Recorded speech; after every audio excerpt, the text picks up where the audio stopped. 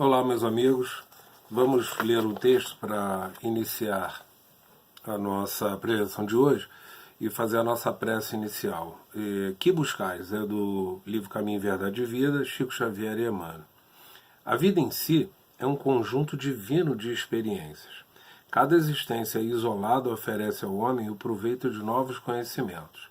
A aquisição de valores religiosos, entretanto, é a mais importante de todas em virtude de construir o movimento de iluminação definitiva da alma para Deus.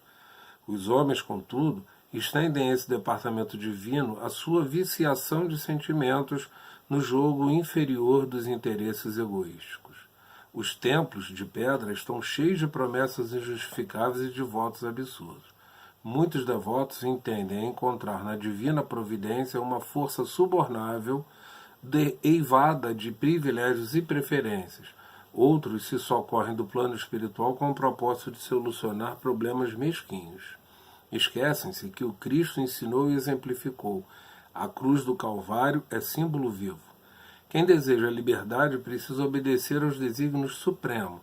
Sem a compreensão de Jesus no campo íntimo, associada aos atos de cada dia, a alma será sempre a prisioneira de inferiores preocupações. Ninguém ouvide a verdade de que o Cristo se encontra no umbral de todos os templos religiosos do mundo, perguntando com interesse aos que entram: o que buscais? E assim então, meu querido Mestre Jesus, nós, com a sua permissão, vamos iniciando a preleção de hoje e que nós possamos apreender o conhecimento que os livros e as lições nos trazem e consigamos nos esforçar para colocar em prática todos esses conhecimentos que aqui nós adquirimos. Né? Que nossos mentores espirituais, Jesus e Irmã Leonor, possam nos proteger e intuir de modo a fazer o melhor estudo de hoje. Graças a Deus e que assim seja.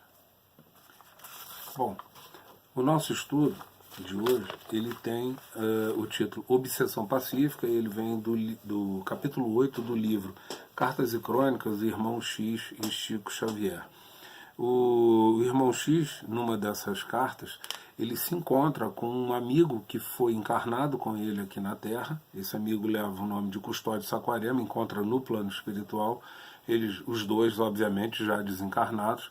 E como o Irmão X, ele sabia que estava, o Custódio Saquarema encarnado numa família espírita que labutava bastante na causa espírita, ele imaginou que o Custódio Saquarema tivesse aproveitado e evoluído bastante a encarnação dele e evoluído bastante. Ele fez, então, a pergunta ao Custódio Saquarema sobre como foi a evolução dele. Para sua surpresa, o Custódio Saquarema responde a ele que, na realidade, ele retornou ao plano espiritual com menos ou iguais valores, do que quando ele encarnou. Portanto, a reencarnação dele foi, sob certo aspecto, sob certa situação, foi um certo desperdício. E aí, então, o Custódio Saquarema conta para o Irmão X o porquê disso. Então, o Custódio começa contando que, durante a sua juventude, quando a família o orientava para seguir a doutrina espírita e seguir a moral cristã, ele achou que ele era muito jovem para se dedicar à doutrina e simplesmente achava que precisava mais de festas, praias e coisas do tipo, e então ele renegou os conhecimentos da doutrina espírita quando jovem. Logo depois ele entrou para a faculdade, e também foi novamente oferecido a ele que ele seguisse, foi alertado a ele: vamos estudar um pouco da doutrina espírita, mas ele se recusou, dizendo que era hora de estudar. Ao término da faculdade, ele fez a formação dele em Direito, virou advogado, e ele mais uma vez recusou seguir os preceitos da moral cristã através da doutrina espírita, porque achava que tinha que se firmar como um advogado, como um profissional. Logo depois casou-se, da mesma maneira continuou relegando ou recusando a participação da doutrina espírita na sua vida, justamente para que ele pudesse dar conta da esposa, se dedicar ao casamento, depois vieram os filhos, e ele tinha que fazer isso. O pai e a mãe dele, que eram espíritas assim, há bastante tempo, sempre chamavam a atenção dele, queriam que ele voltasse, né, para a doutrina espírita, e ele não o fez. Depois de formado, ele precisou então fazer isso, se casou, e até que um belo dia os pais faleceram. E então, depois desse dia que os pais dele faleceram, ele precisou trabalhar ainda mais para juntar dinheiro, para, enfim, sustentar os filhos e a casa, a esposa, e mais uma vez ele recusou o estudo da doutrina espírita. Conforme o tempo foi passando, ele foi ganhando muito dinheiro, segundo ele fala, e tendo muitas pessoas, né, considerando ele uma pessoa muito importante, e ele se via envolvido em todos esses compromissos profissionais e sociais e, mais uma vez, se recusava a dedicar tempo às questões do espiritismo, né? Até que ele ficou velho, doente, continuando recebendo, mesmo com os pais já desencarnados, continuava recebendo convites para se dedicar à doutrina espírita e nada aconteceu. Até que um belo dia ele desencarnou, porque diziam que ele já estava muito velho, não tinha mais necessidade, nem ia dar conta de estudar doutrina espírita nenhuma, recusou novamente a doutrina espírita e então desencarnou. Depois de desencarnado, ele pôde perceber que durante a estada dele na Terra, durante toda a vida dele, ele recebia a interferência de espíritos obsessores teoricamente invisíveis, né, no sentido de que não eram espíritos que causavam problemas diretamente ao dia a dia da vida dele, mas influenciavam ele negativamente para se afastar da doutrina espírita e, com isso, dos valores morais cristãos, né? E assim ele foi vivendo, perdendo tempo, e o que aconteceu foi que ele não teve, durante a vida, um problema específico de obsessão, mas, no entanto, ele foi obsediado, né, pela influência ou a interferência desses espíritos ruins ou negativos, vamos dizer assim, na vida dele. Da mesma maneira que esses espíritos discretamente interferiam na vida dele, bons espíritos também interferiam. Então ele também teve, por muitas vezes, a vontade, só que sempre era recusada, né, a vontade de se dedicar mais à doutrina e às questões fraternas, mas ele essas interferências eram através dos bons espíritos, mas os maus espíritos acabavam interferindo mais e ele decidia por não estar próximo da doutrina. Só que ele achava que fazia isso tudo de consciência própria. Na verdade, depois de desencarnado, ele viu que ele sofreu a vida inteira essa interferência que foi chamada de obsessão pacífica, né?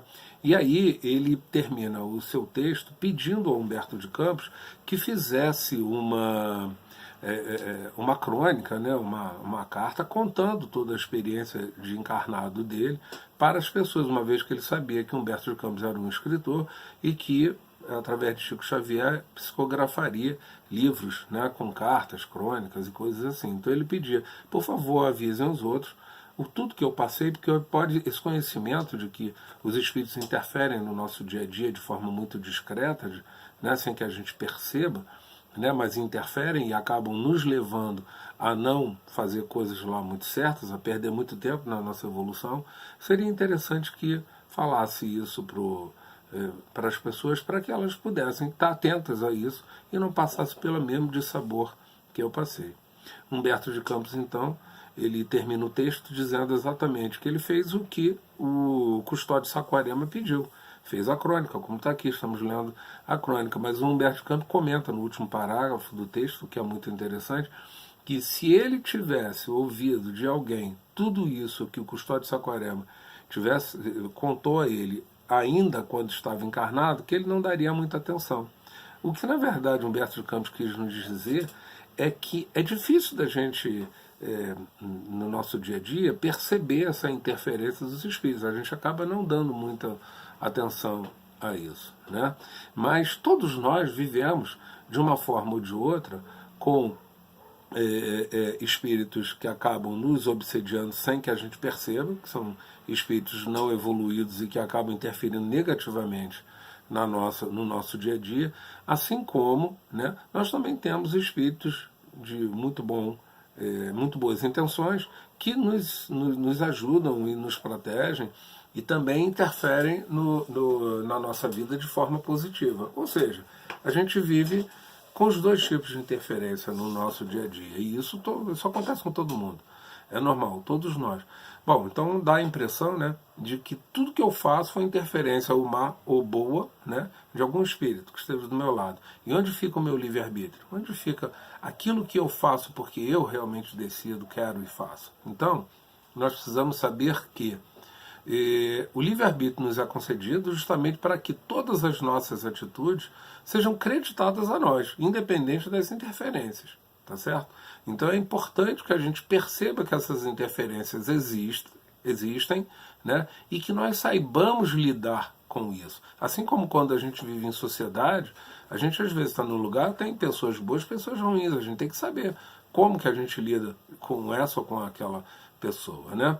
No caso dessa obsessão pacífica, dessa interferência desses espíritos, o que a gente deve fazer, a maior ferramenta é o famoso orai e vigiai. A gente ora exatamente para aproximar nossos benfeitores espirituais, nossos amigos espirituais, né? E a gente vigia para saber que possivelmente a gente pode estar passando por determinadas interferências, e toda vez que a gente vai tomar atitude, tenta pensar 2 ou 3 vezes, né, ponderar bastante, para não fazer nada de errado. Caso faça, que a gente acontece, a gente faz coisa errada, se não todo dia, quase todo dia, né? Embora a gente se esforce para não fazer, mas pode acontecer. Então a gente tem que lembrar do auto perdão, do auto amor, né, sabe? E em vez de ficar parado através da culpa, tentar se auto perdoar e seguir em frente, se esforçando para não cometer erros novamente. Mas orar e vigiar é uma das coisas mais importantes. Todos nós temos o dia em que nós encarnamos e teremos o dia do nosso desencarne. Então é importante que nós saibamos aproveitar, que era uma preocupação do Custódio Saquarema, aproveitar o tempo, que ele não soube aproveitar, segundo o texto, né, que ele falou. Por quê? Se a gente orar, vigiar, prestar atenção e se esforçar para ser melhor hoje do que foi ontem, para tentar ser melhor amanhã do que foi hoje, e ir numa constante trabalho, um processo de melhora, a gente acaba conseguindo. Não é tão difícil assim. Então é importante essa orar e vigiar exatamente para que nós tenhamos essa condição de se melhorar, né? Lembrando que nós vivemos num mundo onde na sociedade tem diversas pessoas encarnadas e desencarnadas também. Portanto, a gente pode e sofre interferência. Por isso é importante, né, esse horário vigiar. E o estudo da doutrina espírita, para aqueles que são espíritas ou que gostam do estudo da doutrina espírita, funciona como uma ferramenta muito importante, né, que nos traz muito conhecimento no auxílio, conhecimento que vai nos auxiliar, né, a decidir o nosso dia a dia. Né? Se a gente está se esforçando sempre para decidir pela fraternidade, pelas atitudes fraternas, pelas atitudes com empatia, se colocando no lugar do outro, percebendo o sofrimento do próximo, lembrando da caridade, enfim, todos esses bons valores, a gente tem chance de realmente se melhorar. Não é impossível fazer essa melhora. Então, meus amigos, a conclusão desse texto é isso. O Custódio Saquarema descreve que, na verdade, ele acabou perdendo muito tempo da vida dele. Ao desencarnar, ele percebeu que houve anos perdidos numa encarnação onde ele não conseguiu adquirir muitos valores ou nenhum valor, né? E isso daí foi um desperdício. Agora, olhando para o futuro, esse cidadão terá o direito de reencarnar e vamos ver se na próxima ele presta mais atenção nisso tudo e consegue não continuar dessa maneira, né? Assim como nós vamos nos esforçar para aproveitar o tempo que nós estamos aqui encarnados e, né, baseados na doutrina, baseados nos conceitos de fraternidade, nos conceitos de empatia, alteridade, né, que é aquela história da gente conseguir conviver com as diferenças sem achar que são defeitos, né, coisas assim. Esses tipos de valores, vamos cultivar e estimular esses valores dentro da gente, que a gente vai estar fazendo o bem. E veja, uma pessoa que está sempre com a mente pensando no bem, ela acaba tendo menos interferência dos espíritos negativos e muito mais dos espíritos protetores, os espíritos, vamos dizer assim, positivos, né? Por uma questão de aproximação, de sintonia, entendeu? Então, a doutrina é uma grande ferramenta para isso, independente da doutrina, porque todos que estão dentro ou fora da doutrina irão evoluir, a gente tem que pensar nessa situação e, com isso, conseguir aproveitar melhor os nossos dias. É isso, basicamente, que é isso. Sofremos interferências de todos, mas temos a nossa responsabilidade. Vamos orar e vigiar para a gente pensar nisso tudo e tomar cuidado com todas as nossas atitudes, ok? Era esse o texto que a gente tinha. O texto do início, que nos serviu para preparar para a prece, quando Jesus fala o que buscais nos templos, o que ele está chamando a atenção, né, Emmanuel está chamando a atenção através do Chico Xavier, é que muitas vezes os templos religiosos, seja lá de que religião for, né, prometem isso e aquilo. Se você colaborar com mais dinheiro, sua vida vai progredir mais. Se você doar mais, vai isso, vai aquilo. Como você é rico, você senta na frente ali no templo, né? Então, os mais pobres ficam de fora ou ficam para fora. Esses conceitos que, na verdade, são materiais que muitas religiões acabam trazendo e praticando, não são os conceitos da moral cristã, não são os conceitos de Cristo, não são os conceitos do cristianismo. Quando ele diz no final do texto, né, que Jesus vai se encontrar no umbral de todos os templos religiosos do mundo, quer dizer, ali dentro do templo, e pergunta a quem, né, chega lá, o que buscais? Jesus está perguntando, na verdade, o que nós buscamos de valores verdadeiramente cristãos. Então não precisa ter luxo, né, dentro dos templos religiosos, não precisa ostentar mantos, joias, ornamentos, muito luxo, não tem nada disso. Jesus não ensinou nada disso. Jesus ensinou a humildade, Jesus ensinou a fraternidade, a caridade, né, o amor ao próximo e a si mesmo, ok? Então, quando é feita essa pergunta, o que buscar é para a gente olhar para dentro da gente, da nossa prática de religiosidade, né, que é a prática da gente se ligar a Deus, ok?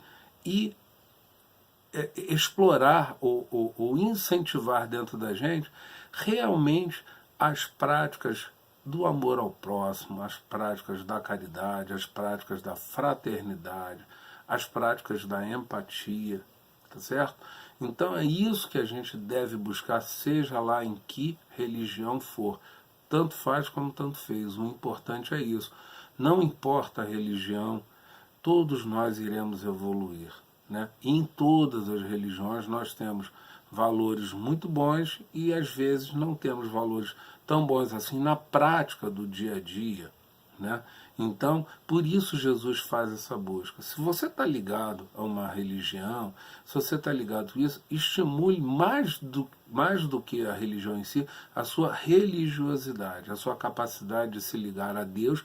E quando a gente fala capacidade de se ligar a Deus, é também a capacidade de se ligar aos valores morais do cristianismo, aos valores simples do amor ao próximo, da fraternidade, de tudo isso que nós já falamos. Esses sim são verdadeiramente valores que nós devemos buscar quando estamos juntos, né, com as questões religiosas, né? Sim, a religião de verdade, a religiosidade de verdade. Não precisamos de templo. O templo é a nossa cabeça, a nossa mente, aquilo que é nosso sentimento busca, que devem ser os valores do Cristo, do nosso Jesus Cristo. Então era isso. Vamos fazer a nossa prece. Eu espero que vocês tenham aproveitado. Muito obrigado pela atenção de quem estiver assistindo. E vamos fazer a nossa prece de encerramento por causa da duração do vídeo. E assim, então, nós agradecemos a Deus e ao nosso querido Mestre Jesus, nossa irmã Leonor e todos os amigos espirituais que permitem que nós possamos fazer esses estudos, trazendo esclarecimento e possibilitando que cada um de nós compreenda, né, e se esforce para colocar em prática os verdadeiros valores morais do Cristo, porque é o que de fato o que devemos buscar no dia a dia da nossa evolução. Que nós possamos prestar atenção em tudo, né, no nosso dia a dia da vida, para que tenhamos muito mais a interferência de amigos espirituais do que de espíritos que não são tão amigos assim, para que possamos aproveitar ao máximo, de melhor maneira possível, o dia a dia da nossa encarnação. Graças a Deus e que assim seja.